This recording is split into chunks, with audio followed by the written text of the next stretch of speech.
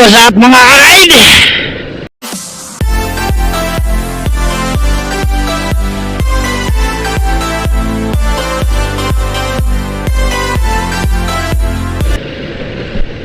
Good evening, good afternoon, and good morning sa mga isulok ng sanlibutan.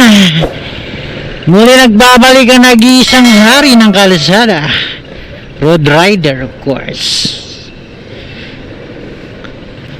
So mga ka-ride, kumusta tayo ngayon? No, it's Wednesday night. At relax na relax dahil wala namang hindi pala, madilim palang langit. So may comment lang ako maka-ride, no? So hindi naman to para sa sarili ko, hindi, siyempre para din sa marami nating kababayan na nararanasan yung ganito. So dito sa aking pinagdutihan mga ka-ride, merong mga tulong, ika nga sabi nila, no? May tulong na ipamamigay sa lahat ng tenant at mga trabahante, no, nitong isang mall, no. Hindi na lang natin babanggitin kung saang mall ito, basta dito sa Quezon City mga ka-ride, no. 5,000k, no, 5,000k, 5k ayuda, no, ika nila ayuda daw na nakahandang ipamigay doon sa ating mga kasamahan, no, dito sa naturang mall. Hindi na lang natin banggitin kung anong mall. So ito nga ay proyekto ng ating gobyerno mga ka-ride, at hindi na lang din natin babanggitin kung anong project ito na inilabas nga dito sa naturang mall, no. Hindi ko alam kung sa ibang mga mall ay meron din ganito, no? Merong ika nga sabi nga nila 5,000 ayuda, no. Usually wala pa namang nakatanggap, kaya hindi natin masasabi kung talagang 5,000 ayuda.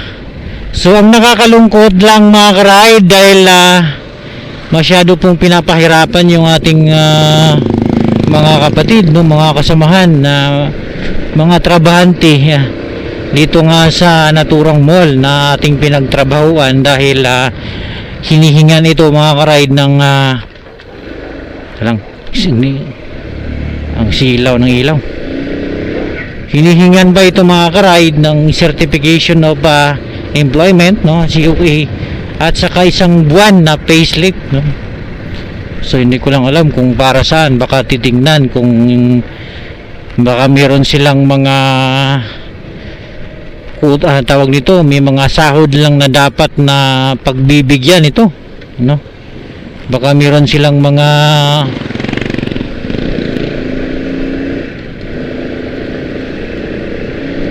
sahod na pwede lang, no. May mga baka pag maliit lang yung sahod mo, ipapasa ka. Pero kung malaki yung sahod mo, hindi ka papasa. So nakakalungkot lang isipin mga ka-ride, dahil yun nga, ito nga yung project ng ating pamahalaan. So bakit pa kailangan pang pahihirapan yung ating mamayan ng ating mga trabahante, no, na kung saan talaga namang hindi abot o hindi kasya yung ating minimum lang na sahod sa bawat pamilya mga ka-ride, di ba? Ito nga ang siguro, no, hindi tayo sigurado, baka ang bibigyan lang ito yung mga talagang nasa mababa yung sahod, tapos parang yun lang yung pinagkakakitaan nila, no. Magpaganda naman ang proyekto na ito mga ka-ride, no, maganda naman, pero yung sa akin lang naman, no, siguro okay na yung COA, Certificate of Employment. So wag na lang isali yung payslip, kasi sa bagay, paano makikita kung yan lang sahod mo kung hindi, walang payslip, no? baka yun din yung dahilan nila mga ka-ride, no? Pero yung COA, pwede lang alisin lang yung isa lang yung kukunin, itong facelift na lang, kasi nga dito naman magbabasit siguro kung karapat dapat ba itong empleyado na ito na bibigyan ng 5,000 ayuda nga mula sa ating pamahalaan. Parang sagip ano to ano ba to, tulong, no, sa ating mga kababayan, ating mamamayan, lalo po dun sa talagang hindi na po kinakaya yung sahod, no? Parang talagang kapos na po, kulang na kulang yung sahod mga ka-ride, no? Kaya maganda din naman ang proyekto na ito. Nakakalungkot lang talaga dahil ang dami-dami pong mga requirements. I mean, parang pinahihirapan pa mga ka-ride, no? Di ba pwedeng yun na mga ka-ride, no? Okay naman. So sino bang ayaw mga ka-ride ng 5,000 na libre? Mangungutang nga tayo dun sa mayroong tubo, may bayad. Yun pa kaya yung libre. Kaya nga, di ba? Grabe pagdating ng mga ayuda, napakarami po yung mga kababayan natin na bumipila. Kasi siyempre ayuda yan tulong yan, di ba? Libre yan ng ating mamayan. Pero sana mga ka-ride, no, kasi napakarami mga ka-ride yung mga tenant sa naturang mall.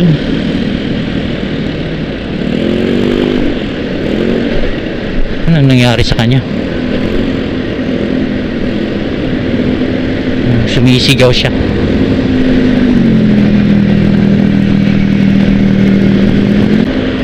Yung mga ka-ride, no, sino bang ayaw ng libre, no? Lalo't 5,000 yan, malaking tulong na rin yan. Ilang sakong bigas na rin yan, saka ulam na rin. Pero saka maganda yung plano ng, yung programa ng ating pamahalaan na parang ano na yan parang tulong dun sa ating mga kababayan na talagang gipit at hindi po talaga sapat yung sinasahod sa araw-araw para ika nga masasabi nating hayahayang buhay mga ka-ride. Pero sa sobrang dami po ng mga tenant na andyan sa naturang mall, imposible po na makakaatin yung iba. Siyempre yung iba dyan, break time lang yung kanilang pinupuntahan, umaga pa lang. Sa sobrang dami po ng pumipila ay halos hindi na mauubos. Hindi makakaya sa isang oras na break time mga ka-ride. So sana lang naman, no, pwede naman sigurong isa-isahin, pupuntahan sa kanilang mga store, no, doon i-scan, doon hihingin yung kung ano man yung mga requirements na hinihingi sa naturang proyekto para yung mga, di ba, ganun lang, no? Ganun man lang sana na kahit tulong yan sa ating mga kasamahan sa trabaho, mga ka-ride, na alam naman nyo siguro kung gaano kapagod yung trabaho pag nagtatrabaho po tayo sa naturang mall o sa isang mall, dahil halos lahat po ng mga trabahante po dyan mga ka-ride nakatayo po lahat, diba? Sabi mo yung mga sales lady ng department store, kahit dun sa mga tenant, bihira na lang yung may nakaupo dyan. So kahit man lang siguro mga ka-ride na pupuntahan nila isa-isa yung tindahan, ganun din naman, diba? Kung pipila doon, isa-isahin din naman nila saka hindi naman sila mahihirapan sa tingin ko, diba? Kung pupuntahan nila yan isa-isa mga ka-ride doon sa kanilang mga tindahan, so napakalaking tulong po yun sa atin mga ka-ride, diba? Tayong mga nandyan, no, kasali din sa mga programa na yan, na lalo po mayroong mga iba dyan walang mga di-off. Buti kung may mga natsitsimpuhan na may di-off ngayong, kasi sabi nila hanggang 7 pa yan. So kung yung matsimpuhan na yung mga araw na yan di-off po sila, paano naman yung hindi di-off na yung ginagamit lang nila para pumila, mag-apply, yung break time lang nila? Kawawa mga ka-ride, diba? So yung break time mo na dapat ipapahinga mo, gagamitin mo para pumila ka doon sa sinasabi nilang ayuda na yan, yung 5,000 na yan, para siyempre naman makakatulong, nababaka sakali na makakuha ng ganong halaga mga ka-ride, diba? So malaki yung tulong yan sa atin mga ka-ride, na yung mga talagang inaasahan yung mga minimum rate lang. Halos lahat ng naman din talaga mga minimum rate na nasa loob ng mall no, mga ka-ride, halos lahat naman ng tatrabaho lang dyan minimum lang naman maliban siguro din sa mga manager saka supervisor. Yan sila, mga baka malaki yung mga sahod na yan. Pero yung mga karamihan dan, siguro out of 100%, mga 90% o more than, umaasa lang sa minimum na pang-araw-araw. O maswerte pa, yung iba dyan, yung kanilang mga partner, yung kanilang mga asawa, may mga trabaho din. Paano lang yung sulo lang, mag-isa lang, na nagtatrabaho sa kanilang pamilya, di ba? Kaya maganda ang proyekto nito ng ating pamahalaan, pero makita din yung talagang hirap ng ating mga kasamahan sa trabaho na pumila doon, at sana ito yung mapansin din, mabigyan ng atensyon na baka pwede doon na lang didiretso sa mga bawat store, no? Aircon naman dun hindi naman siguro sila mahihirapan na pumasok dun sa loob ng mall kasi aircon.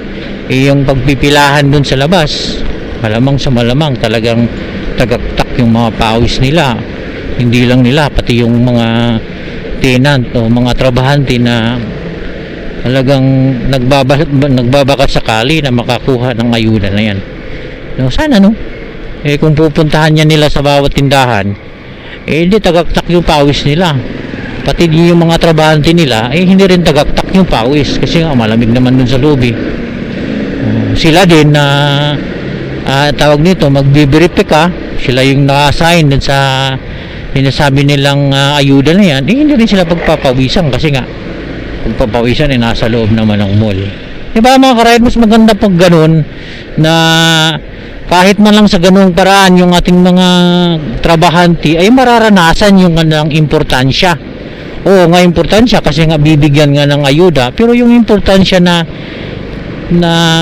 ganun nga na sasadyain sila, kailan kaya mangyayari yung mga ganung klaseng mangyayari sa buhay natin, maaasahan natin talagang makakatulong dun sa bansa natin mga ka-ride ba?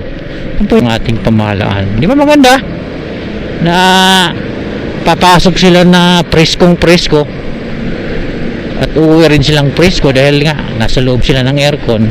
Kung nasa labas yan, presko pag uwi ay pagpasok, pero lusyang pag uwi dahil nga sobrang init, sobrang pawis mga ka-ride mo. Yan mga ka-ride mo, maraming salamat po. Mag-ingat po tayo sa kalsada.